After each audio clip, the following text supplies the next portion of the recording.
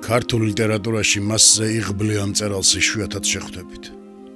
საქართველოში მისთვის ყველა მნიშვნელოვანი ჟურნალ-გაზეთის კარი ისე გაიღო, რომ არც არასდროს დახურულა. იბეჭდებოდა ივერიაში, კვალში, მოამბეში და სხვაგან.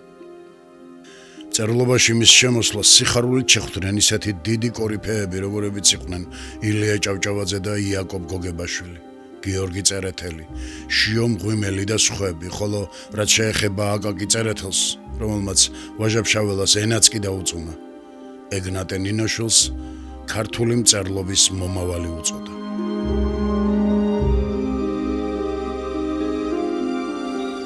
ჩვენ ახლა ვიმყოფებით ეგნატე ნინოშვილის სახლ-მუზეუმში. ულამაზეს გურიაში, ლანჩხუთის მუნიციპალიტეტის სოფელ არჩეულში.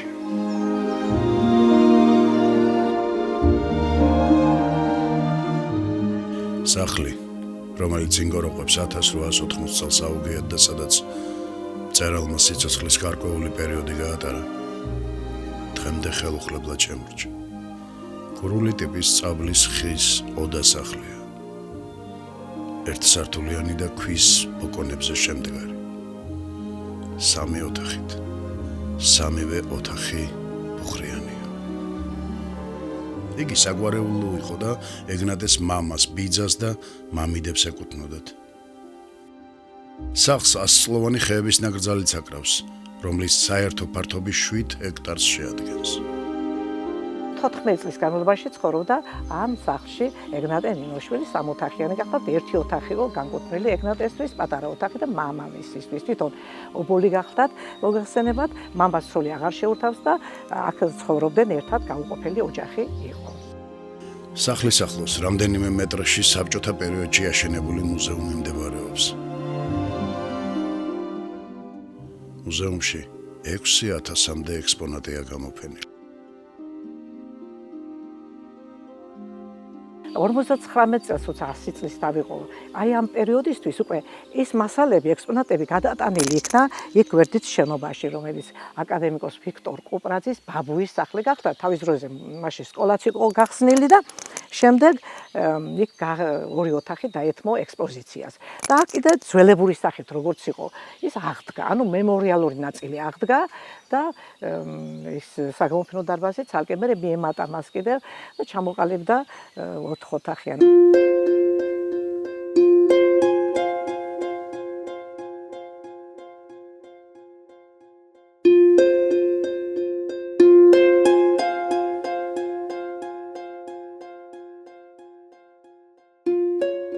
ამჟამად შენობა ავარიულ მდგომარეობაშია და კაპიტალურ რემონტს საჭიროებს.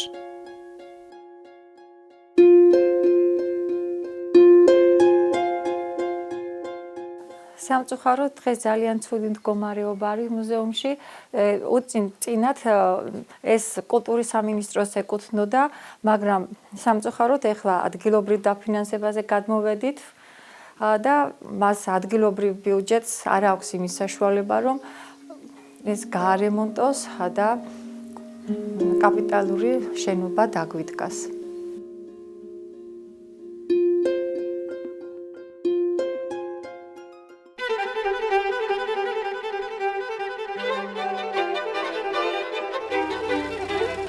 ვერავინ იწინას არ მეტყოლებდა, რომ ადრე დაობლებული სუსტი აღნაგობის ყმაწვილიდან დიდი მწერალი დადგებოდა. თუმცა მაშინ იგი უბრალოდ ეგნატე ინგოროყვა იყო. ღარიბი გლეხის შვილი. ერთი უბრალო სოფლელი ბიჭი. გვარი ნინოშვილი ლიტერატურულ ფსევდონიმად მოგვიანებით აირჩია, როცა მოთხრობების გამოქვეყნება დაიწყო და ისიც გამზრდელი მამიდის ნინოს პატივსაცემად. ალბათ ქართულ ლიტერატურას აუცილებლად ილია ჭავჭავაძე უნდა ყოლოდა, რომ ჯერ ნიკოლოზ ბარათაშვილის და შემდეგ ვაჟა-ფშაველას გენია აღმოეჩინა, ხოლო ცოტა მოგვიანებით ივერიის ფურცლებზე დაებეჭდა საზოგადოებისთვის სრულიად უცნობი დაბალი სოციალური ფენიდან გამოსული მწერალი ეგნატე ნინოშვილი.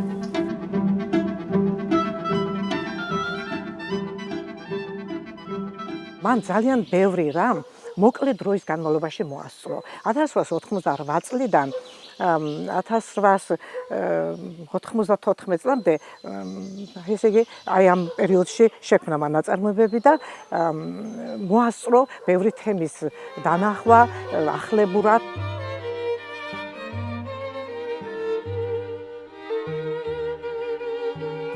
სიცოცხლეში და კარგახლის მანძილზე შემდეგ ის იყო რეალისტი მწერალი, კრიტიკული რეალიზმის წარმომადგენელი ქართულ ლიტერატურაში, ისევე როგორც ილია ჭავჭავაძე, აკაკი წერეთელი, გიორგი წერეთელი და სხვები. 1918 წელს, როდესაც საქართველოში დამოუკიდებელი რესპუბლიკა მოვიდა, ცისფერყანწელები ქართული ლიტერატურის მიმოხილვისას ეგნატე ნინოშვილს მოდერნისტ მწერლად აცხადებენ და მათ შორის არის გრიგოლ რობაქიძის.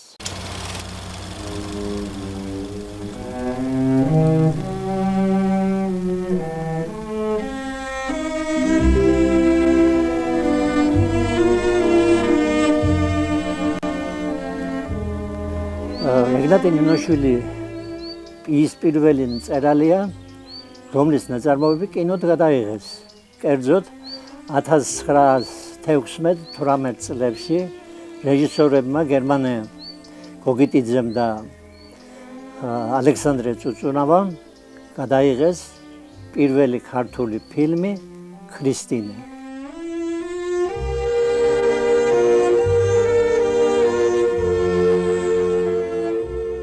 ქრისტინე ეს არის ქალის სახე აზნაურის მიერ შეცდენილი, რომელიც გარბის მშობლიური სახლიდან საზოგადოების ზეწოლის გამო და თბილისში მეძავი ხდება.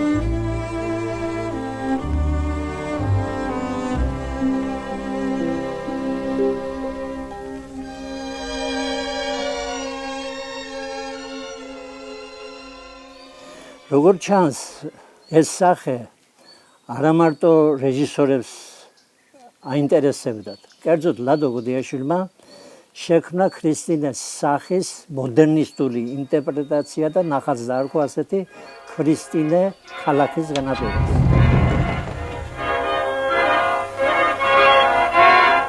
პავლო კაჭარავას პოსტმოდერნისტული ნახატი ეგნატე ნინოშვილი და ქრისტინე 1903 წელს.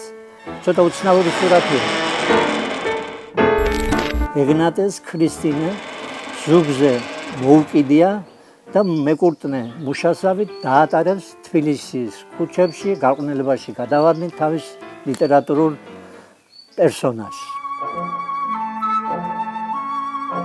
ეგნატე ნინოშვილი ლაშქრებდა იმ ადაწესების წინააღმდეგ, რომლებიც ბადებდნენ ტრაგიზმს ადამიანის ცხოვრებაში. მაგალითად, შეართვებინებდნენ ისეთ ცოლს, რომელიც არ უნდოდა მამაკაცს. შემდეგ მათ შორის იყო უსიამოვნება და ხშირად ამის გამო ოჯახის დარღვევა და უარესი ამბებიც ხდებოდა.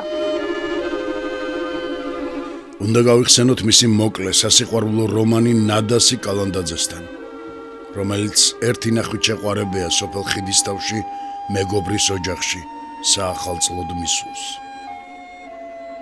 სამწუხაროდ ნადასი უკვე დანიშნული გახდათ რამიშვილზე და ვარს ეტყვის, მაგრამ თან იმასაც დასძენს, რომ შეიძლება რომ მეგობრული ურთიერთობა ერთმანეთთან გავაგრძელოთო. მაგრამ ეგნატე ვარს ეტყვის მას და ასეთ წერილს წერს. არ შეიძლება ჩვენი ურთიერთობის გაგრძელება, რადგან ეს შეიძლება შემდეგ ქმრის ეჭვის საბაბი გახდესო. როდესაც გავიდა ხანი და ეგნატე გარდაიცვალა, თავისმა მეუღლემ ნადასის ხუმრობით უთხრა, რომ კიდე კარგი რომ ნინოშვილს არ გაყევით ცოლათო, თორე ადრე დაქვრივდებოდიოდა. ნადასიმ ასეთი პასუხი მისცა მის მეუღლეს.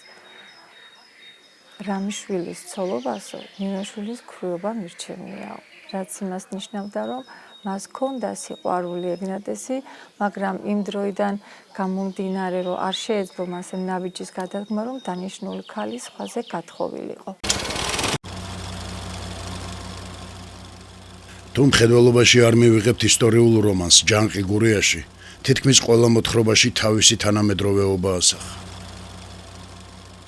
1851 წლის გურიის გლეხთა აჯანყება მოხდა და შემდგომ ეგნატეს დროს უკვე ყველაფერი შემორჩა ხალხურ გადმოცემებში, დოკუმენტები და არსებობდა მის შესახებ. მას ძალიან აინტერესებდა ეს მასალები და ექვთიმე თაყაიშვილს მიმართა, რომ მისთვის თვითონ აგროვებდა, რა თქმა უნდა, ხალხურ გადმოცემებს, მაგრამ დოკუმენტური მასალა მიაწოდა და გაეცნომა.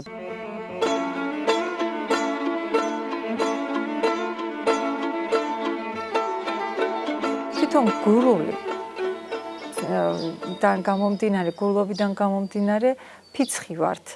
ვერ ვიტანთ სხვაზე დამოკიდებულებას და იმ ჩაგვრა წამებას, რომელიც იმ პერიოდში იყო და ზუსტად აღიმაღლენ ხმა თვითონ ჩვენმა გურულებმაც, ბევრი ფირალად გაიჭრა და ამის ზუსტად ამ რეალობიდან აიღო ეგნატეს ჯანყი გურიაში, რომელიც პირველი რომანი გახდა მისი.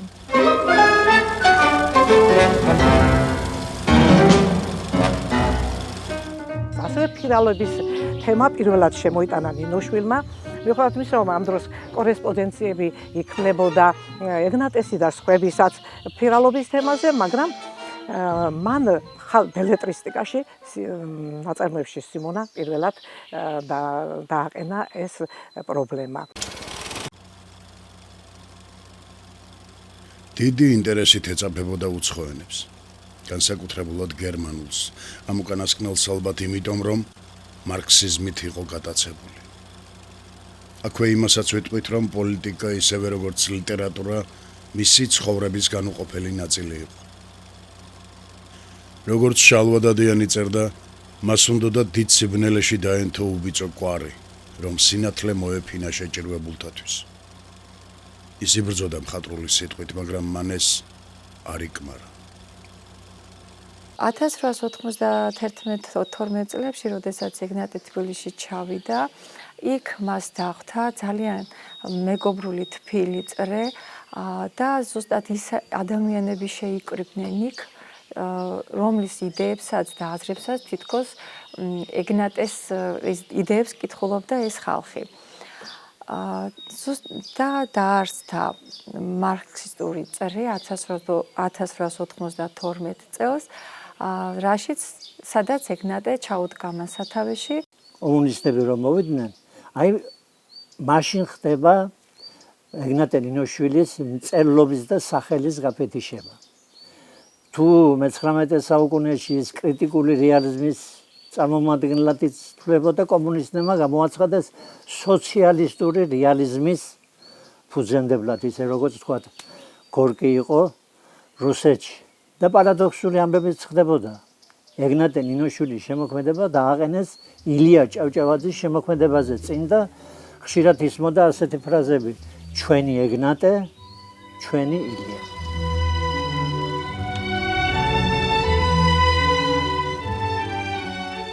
კარლო კაჭარავას ცნობილი ჩვენი დროის ერთ-ერთი საუკეთესო მოდერნისტის, პოეტისა და ესეისტის აზრი. კარლო ამბობს, რომ პირველ რიგში ქართულმა კრიტიკამ ეგნატეს ნინოშვილს უნდა ჩამოაცილოს ის ყალბი შარავანდედი, რომელიც თავის დროზე კომუნისტებმა შეუქმნანო და მას რეალური სახე დაუბრუნონო.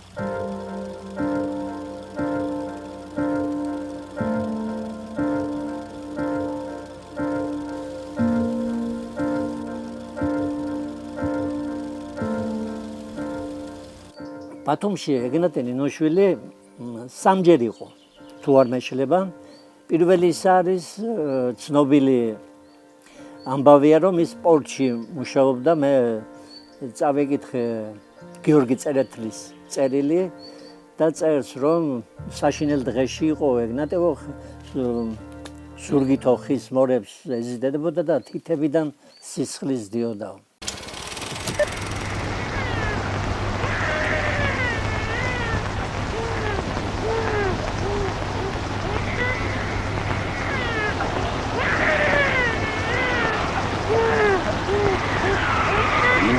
აი ჩვენ სევით გაჭირებული.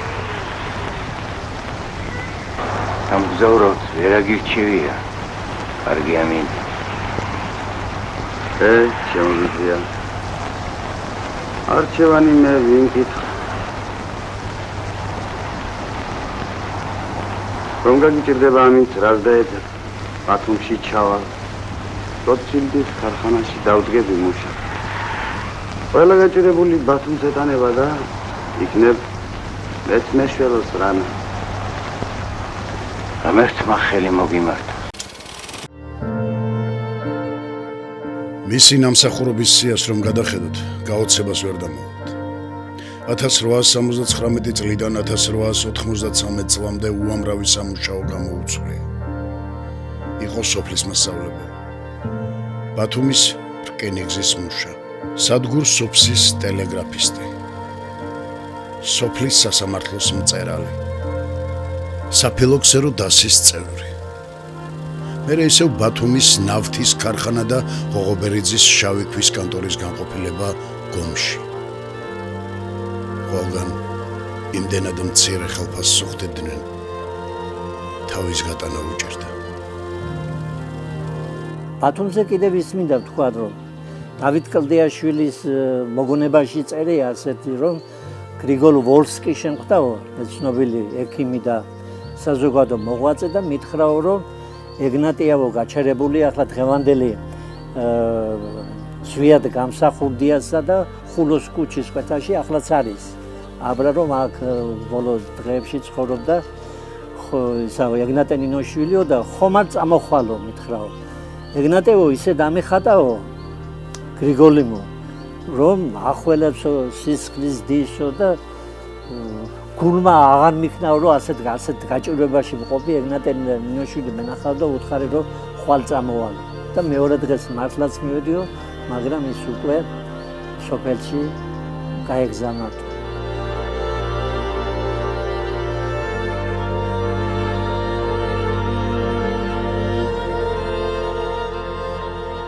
ბათუმზე კიდევ ისმინდა ვთქვა, რომ ეგნატეს, აი ცნობილი ქრისტინე და კიდევ რამდენიმე მოთხრობა დაიბეჭდა კირილე ლორთქიფანიძის სტამბაში, ბათუმში, მერე მეცხრე სტამბას ეძახოდნენ. 1894 წელს იაკობ გოგებაშვილთან გაგზავნილი მისი უკანასკნელი წერილიდან ცხადად ჩანს თუ რა მძიმე პირობებში უხდებოდა წერალს ცხოვრება. თქვენი წერილი და თქვენგან გამოგზავნილი 5 თუმანი მივიღე გუში. ჩემს უგულითადეს მადლობას მოგახსენებთ მეგობრული თანაგრძნობით სავსე წერილებისთვის, რომლებმაც არათუ გამამხნევა. ავადმყოფობიდან მორჩენის იმედიც მომცა. ჩემი ავადმყოფობის ისტორიას აქ არ მოვყვები. ვიტყვი მხოლოდ იმას, რომ ჩემი ავადმყოფობა დაიწყო მხოლოდ 2 მიზეზის გამო. ერთი, ხშირად ცუდ გარემოში ვცხოვრობდი. მეორე, გაუფრთხილებლად და დაუზოგავად ვეპყრობოდი თავის თავს. ახლა ჩემი საქმე ასე არის. მახველებს ძლიერ ბევრს, ხანდახან სისხლიანსაც. ძალიან დიდი ოპტიმისტი უნდა ვიყო, მოურჩები მეთქი ვიფიქრო. ჩემი ფიქრით, ბევრი აწი ვიცოცხლო 3-4 წელიწადი. ამ წერილის დაწერიდან რამდენიმე დღეში წერალი გარდაიცვალა აქ ამ სახლში.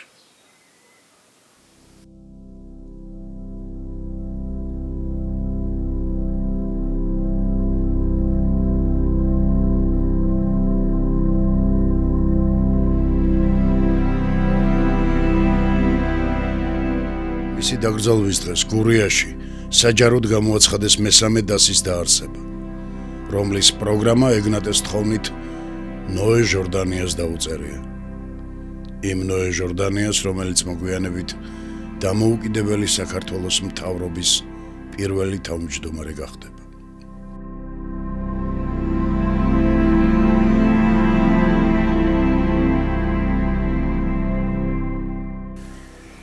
ის რომ ცოცხალი ყოფილიყო, შესაძლებელია ყველაფერი სხვაგვარად განვითარებულიყო.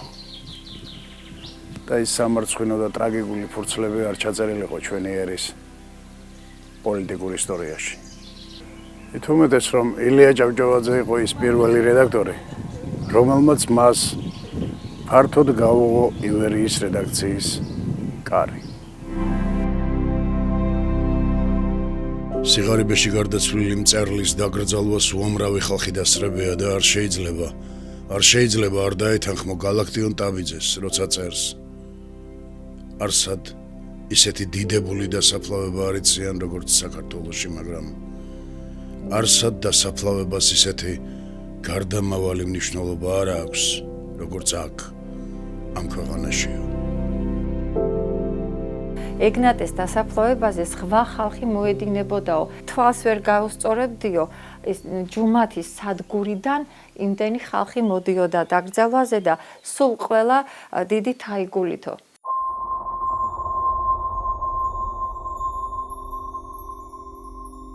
ქართულ ლიტერატურაში მისი აქტიურობა სულ რაღაც 7-10 წლით შემოიფარგლა, მაგრამ ამავე მწერლობაში იშვიათია შემთხვევა, შემოქმედ სასე მცირე დროში იმდენი მაღალი დონის მხატვრული ნაწარმოები შეექმნას, რამდენიც ეს ეგნატე ნინოშვილმა მოახერხა. საქართველოს მეორედ გამოხსნის პერიოდი, დამოუკიდებლობის პერიოდი და აი სწორედ ეგნატეს შემოქმედების ტრაგედია, თუ შეიძლება ასე ითქვას, მაშინ იწყება. იგი გახდა ერთი საშუალო ნიჭის ჩვეულებრივი მწერალი. გაქრა წიგნის სახელმძღვანელოებიდან. აღარ იყო მეცნიერთა ცნობის მოყვარეობის საგანი. ფაქტობრივად ეგნატე ნინოშვილის სახელი ქართულ ლიტერატურაში დაკარგეს. დალახრობს ღმერთმა. კაცი ვერ გეიგებს, როგორ აი ცხოვრება მოწყობილი. ერთი გაჭირებული ქალაქისკენ მიეშურება. მეორე გაჭირებული სოფელს უბრუნდება. მესამე სიკვდილის გზასაზღია. მეოთხე სვალებული და ყველა გზა ისულება.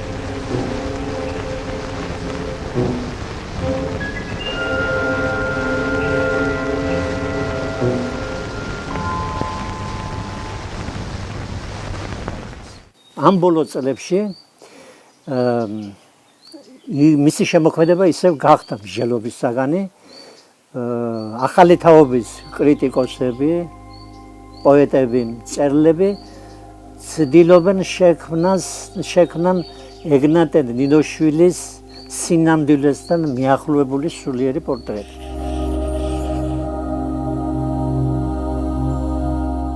შეგვიძლია ვთქვათ, რომ დაკარგული მწერალის აღმოჩენის პერიოდი ეტყობა ახლა და ისე იგი ჩამოყალიბებულად რო ვთქვათ კონკრეტულად ვინ არის და როგორი მწერალი ეგნატე ნინოშვილი, ამაზე ჯერჯერობით ჯერ კიდევ არ გვაქვს სრული პასუხი.